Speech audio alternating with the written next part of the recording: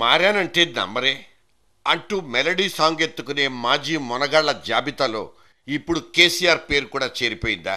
దూరాల్ని దగ్గర చేసుకుంటూ చేజారిపోయిన ఓటు బ్యాంకుల్ని తిరిగి చేజిక్కించుకుంటానంటూ ఒక చంద్రుడు ఆకాశం నుంచి కిందకు దిగొచ్చేశాడు. రౌండ్ ది క్లాక్ జనంలోనే తిరిగేస్తున్నాడు. ఇటు తెలంగాణ చంద్రుడికి కూడా క్రమశిక్షణ గుర్తుకు రావడం, కష్టపడాలని డిసైడ్ అయిపోవడం ఆయన సంగతేమో కానీ ఆయన పార్టీకి మాత్రం చాలా చాలా మంచి శకునం.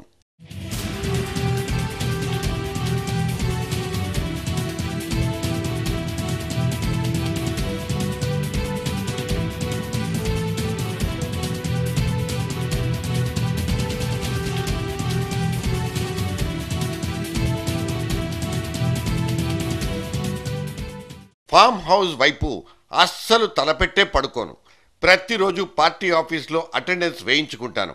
ఇది తోటరాముడి తాజా శపథం. అవసరమైతే ఇంటి నుంచి లంచ్ బాక్స్ కూడా తెచ్చుకుంటానంటున్న కేసీఆర్లో ఎంత మార్పు.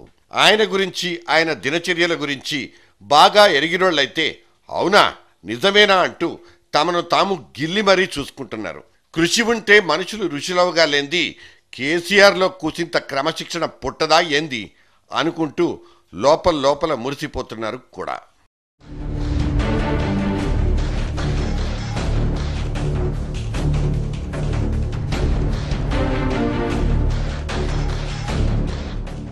తన చేత్తో రాజేయబడ్డ తన ఉద్యమం ఇలా ఉధృతి తగ్గిపోయి కాంగ్రెస్ పెద్దలు దోశలేసుకునేదాకా చేరుకున్నందుకైనా కేసీఆర్లో ఈ వేడి పుట్టిందనుకోవచ్చు. ఇటు స్థానిక మున్సిపల్ నగరాలు అదే పనిగా మోగిపోతుంటే ఓట్ల జాతరకు సన్నాహాలు చేసుకోవడానికి అలర్ట్ అయ్యారని అనుకోవచ్చు.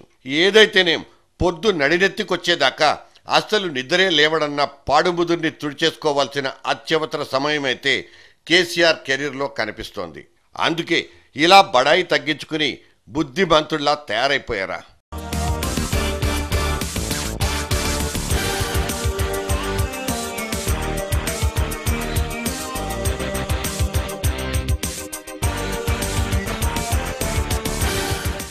ఈ కల్వకుంట్ల చంద్రశేఖరుడు క్వాలిటేటివ్ పొలిటీషియనా కాదా అన్న మాట అటుంచితే తనదైన కంచు కంఠంతో అటు వేదికల మీద ఇటు పేపర్ల మీద బాగా నానిపోయారు.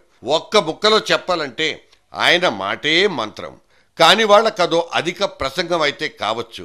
పదును ప్లస్ పసందు రెండూ సమపాళ్లలో కలిసుండే కేసీఆర్ స్పీచింగ్ ఎబిలిటీకి ఎవ్వరైనా చెవులప్పగించి సరెండర్ అయిపోవాల్సిందే. కానీ 1,00,000 మందిని ఆలోచింపచేసేంత గొప్ప పవరున్న కేసీఆర్ మాటకు మరక అంటుకోవడమే ఆయన పాలిట విషాదం. నిమిషానికి ఇన్ని అంటూ కేసీఆర్ స్పీచ్లో బూతుల్ని లెక్కబట్టుకోవాల్సి రావడం, మీడియాలోనూ మేధావి వర్గాల్లోనూ నైతికంగా పల్చరైపోవడం ఇవన్నీ ఆయన ప్రభావం మీద దెబ్బ కొట్టి పారేశాయి. కదలిక తెచ్చే నాయకుడిగా తనకున్న రేరెస్ట్ క్వాలిఫికేషన్ని ఆయన సరైన పంథాలో ఉపయోగించుకోలేకపోయారా? తన నోటి దూకుడుతో డ్యామేజ్ జరిగిపోయిందన్న జ్ఞానోదయంతోనే కేసీఆర్ ఇలా మారు మనసు పొందేశారా? మనకైతే తెలీదు. ఆయన కొడుకు కూతురితో పోల్చి చూస్తే కేసీఆర్కున్న వాక్శుద్ధి తక్కువేనన్న నిజమూ లేకపోలేదు. విదేశాల్లో చదువుకున్న కేటీఆర్ కవితల మాట తీరులో స్పష్టమైన పరిణితి కనిపిస్తుందన్నది ఎప్పుడూ వినిపించే బెటర్ కాంప్లిమెంట్. డైరెక్ట్గా నాన్న నోటి నుంచే ఊడిపడ్డట్టుండే వీళ్ళిద్దరికున్న విషయ పరిజ్ఞానం కూడా అంతే గొప్పగా అనిపిస్తుంది. ఏదేమైనా పార్టీ కొలీగ్స్తో కానీ పబ్లిక్ మీటింగ్స్లో కానీ పద్ధతిగా మాట్లాడడం అనే పాయింట్ దగ్గర కేసీఆర్ కంటే ఆయన బిడ్డలే బెటర్. ఇది తెలంగాణ చంద్రుడికి అందరూ ఇచ్చే ప్రశంస మరియు విమర్శ కూడా. ఇక్కడ మేనలుడి పాత్రను కూడా ప్రస్తావించుకోవాల్సిందే. మీడియా మైకుల ముందు దూకుడుగా వ్యవహరించే హరీషుడి మీద కూడా ఇంటా బయట అతివాదిగానే స్టాంపు పడిపోయింది. ఉద్యమ బాగోగులకు, పార్టీ పురోగతికి ఏదైతే పనికిరాదో అదే చేయడం హరీష్కున్న స్పెషాలిటీ. ఢిల్లీ ఏపీ భవన్లో కనిపించిన యాక్షన్ పార్ట్ వద్దనుకున్న గుర్తొచ్చే ఫ్లాష్ బ్యాక్.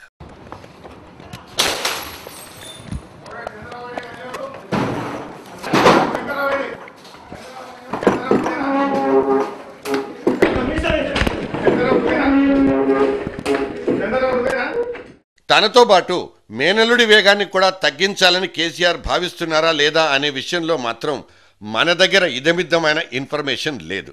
ఏదేమైనా ఇక మీదట క్యాడర్తోనూ జనంతో కూడా దగ్గరగా ఉంటానన్న కేసీఆర్ తాజా ప్రతిజ్ఞ పార్టీకే కాదు ఆయన పర్సనాలిటీకి కూడా మంచిదే. Let us wish him a better scope.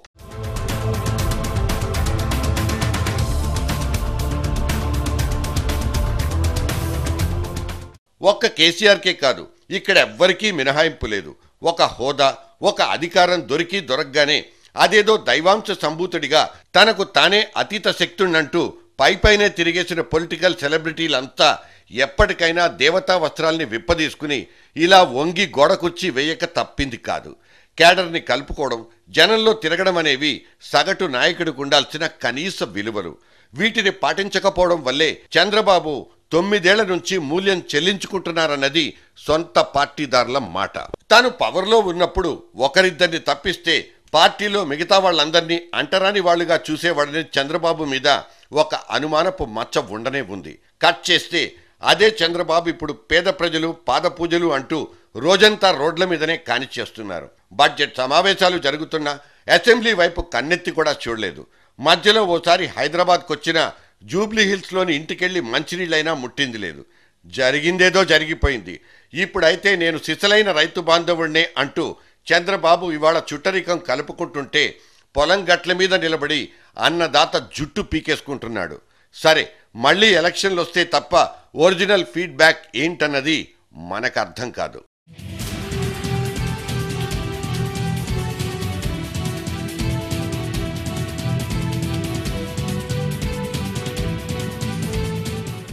ఇక రాష్ట్ర రాజకీయ చిత్రాన్ని చెడామడా కెలికి పారేస్తున్న ఒక కొత్త పార్టీ అధ్యక్షుడి వరుస అయితే ఇంకా విచిత్రం.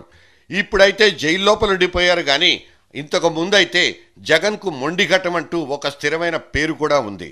చుట్టూ ఎంతమంది ఉన్నా తాను మాత్రం ఏక్ నిరంజన్ తరహా ఎవ్వరు చెప్పినా వినేవాడు కాదంటూ పార్టీలో ఇప్పటికీ వినిపించే కామన్ కామెంట్.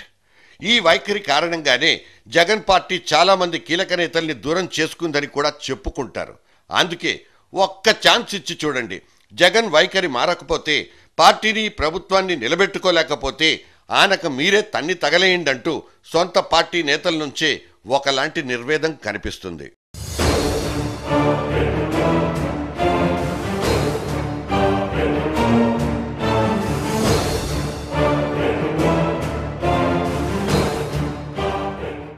ఇక కామ్రేడ్లదైతే పోరాడితే పోయేదేముంది టైపు.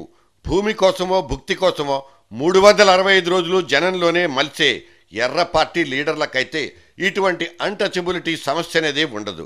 మిగతా పార్టీలు అమావాస్యకు పౌర్ణానికి మాత్రమే యాత్రలేసుకుని ఊళ్ళకెళ్ళి జనం మీద పడుతుంటే ఎర్ర జెండాల శాల్తీలు రాజధానిలో కంటే మారుమూల గ్రామాల్లోనే మకాం పెట్టేది. దీక్షలు ధర్నాలంటూ లాఠీలకు అడపా దడపా తుపాకీ బుల్లెట్లకు కూడా ఎదురొడ్డి నిలబడే కమ్యూనిస్ట్ పార్టీల్లో క్యాడర్షిప్ లీడర్షిప్ అన్న తేడానే కనిపించదు.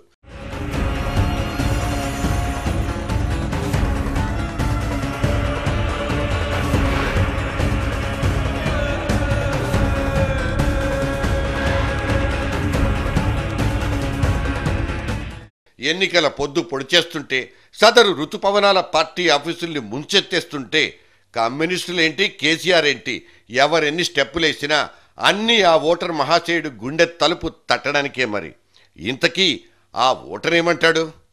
టచ్లో ఉండు, చూస్తా.